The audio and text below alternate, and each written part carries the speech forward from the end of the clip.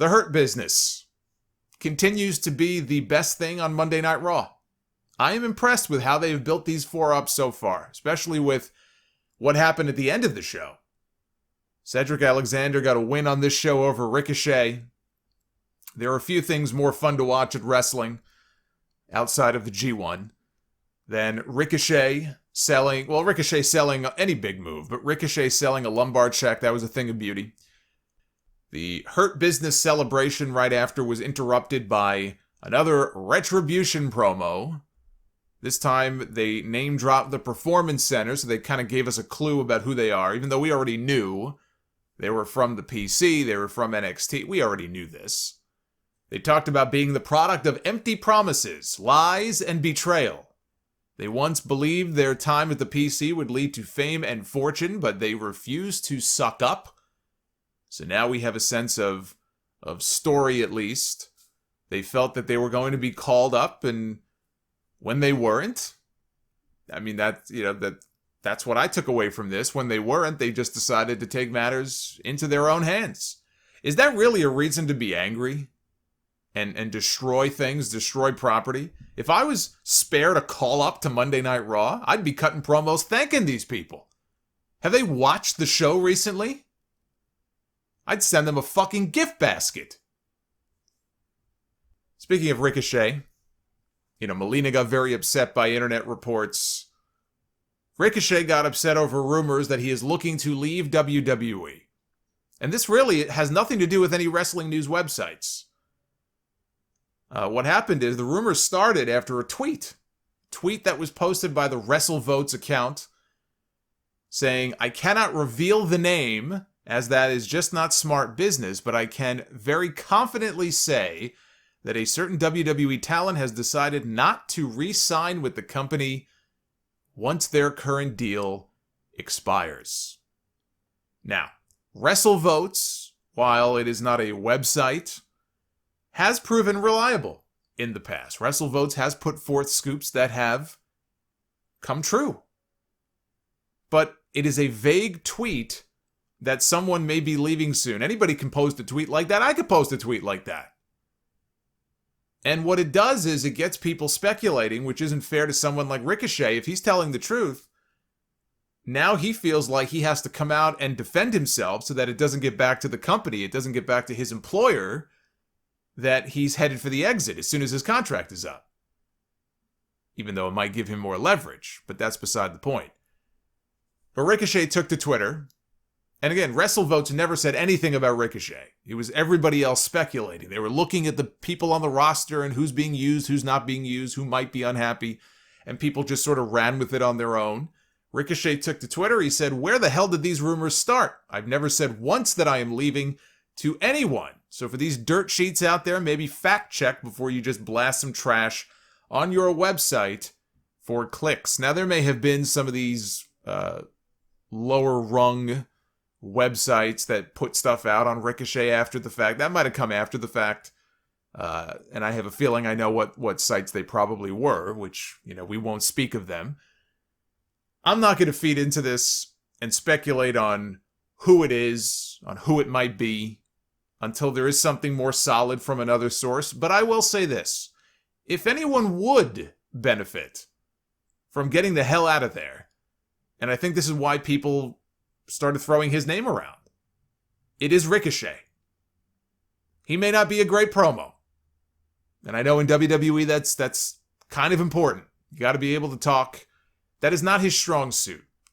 But he has got more talent in his pinky finger than most people have in their entire body. I've described him before as basically a walking video game character. That is the best way I can describe Ricochet.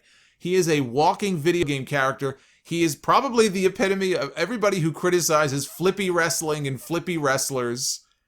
Yes, that is Ricochet. But he does it better than anybody. He's a very, I would say once in a lifetime performer, but he's kind of in that upper echelon of guys who can go in there and do things that you just watch and you say to yourself, a human being should not be able to do the things that he is able to do. And that is the reputation that he had built up for himself, working on the independent scene, working in Lucha Underground and all the places that he has been. And to see the way that he has been utilized in WWE, if you are a Ricochet fan, I don't see how you can be happy and not be begging for him to get the hell out of there.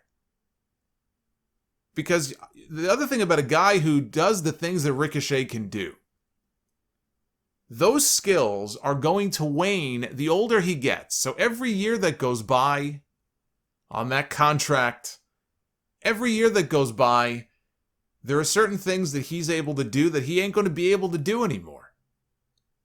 He is wasting his prime years away in WWE.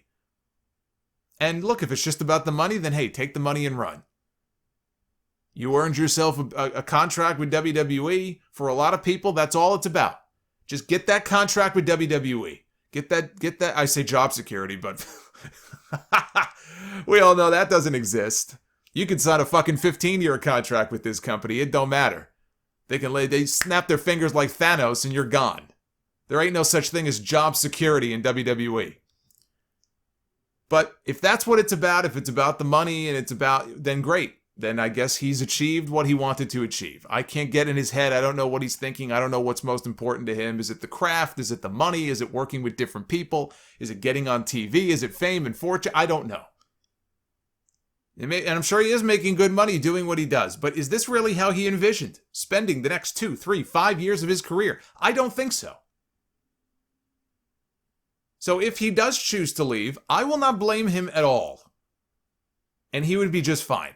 Because he will have promotions from here to Mexico to Japan to Timbuktu. Trying to grab this guy. It will not be long before Ricochet maybe New Japan again.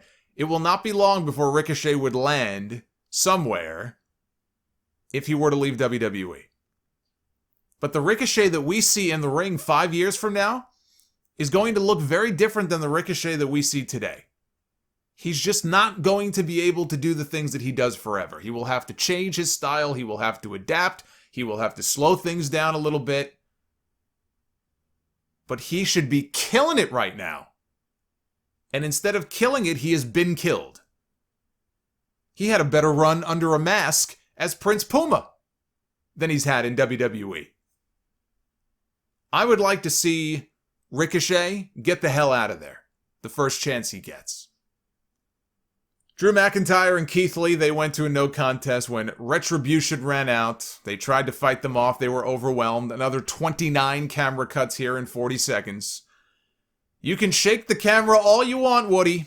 It ain't going to make me care about this any more or any less. You can shake it off like Taylor Swift. It don't make no difference to me. So with the non-finish, they're going to run the match back again tomorrow night. It's McIntyre and Lee. Same stipulation. If Lee wins and Orton can't compete at Clash of Champions, he takes his place in the ambulance match. Now, of course, Randy Orton will be at Clash of Champions. Randy Orton will probably be on Raw tomorrow night. He'll probably make a cameo and maybe do a run-in, hit somebody with an RKO. So that leaves two options. As I see it, that leaves two options. Either they add Keith Lee anyway to make it a triple threat, and I'm not even sure how one wins a triple threat ambulance match outside of, I guess, just throwing both of your opponents into the back of the ambulance, or maybe you can run them both over with the ambulance. The other option that I propose as an idea is that Retribution, again, gets involved in the main event, even if it is just flickering lights or something. But it ends up costing Keith Lee the match. Drew then goes off, as scheduled, to defend his championship next Sunday against Randy Orton. But Keith Lee, very upset and angry about the loss, throws out a challenge to Retribution. He throws out a challenge to the leader of Retribution to show up at the pay-per-view and fight him. We know Dijakovic is part of Retribution. We know this. He may well be the leader. And there's a history there with Keith Lee, so when they show up at Clash of Champions, maybe we can finally get the big reveal. And Keith Lee is shocked. He is shocked to find out that his friend is one of the people under the mask. So that could be one way for them, for them to go. Because every week they keep dragging this Retribution stuff out without some kind of reveal. Is another week where people lose interest. We're going on almost 2 months now since they first arrived. Keith Lee is not winning the WWE Championship. So maybe it's best to just keep him out of that match if he's not going to win and just advance the Retribution storyline instead, especially if he has a personal tie-in with one of the members. And I know that we've seen Lee and Dijakovic already ad nauseum in NXT, but you know what? For the main roster, it's something new. People love to talk about how it's not the same thing. You get different fans watching different shows. Well, if that's the case, then you can do Dominik Dijakovic and Keith Lee again on the main roster. At least that we know they can have great matches together. That could be one way of putting that group and putting Dijakovic on the map. But the best part of this whole segment was when the Hurt Business came out. They walked out. They're all dressed up to the nines. Now, these guys are heels. But it didn't matter. They walked out. They didn't back down from a fight. They went right after the Ninja Nexus.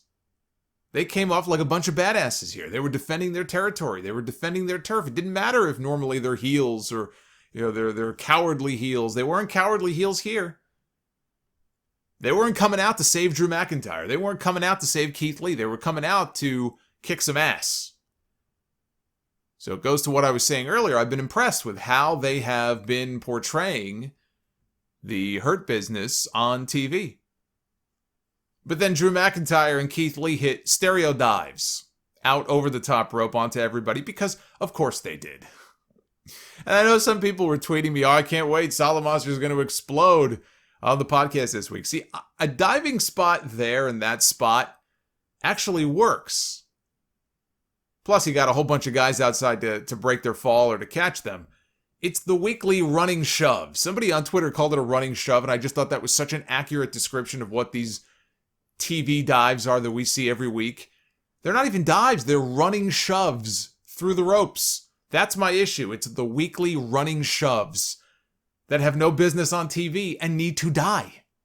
They need to die a death. Leave them for the guys like Jungle Boy and Darby Allin and Ricochet. And for God's sake, stop doing the running dives, the running shoves. But in a spot like this, like if we didn't get dives most weeks on TV, people probably would have looked at that as being an even bigger deal. Even these dives weren't that big of a deal because we see them all the time.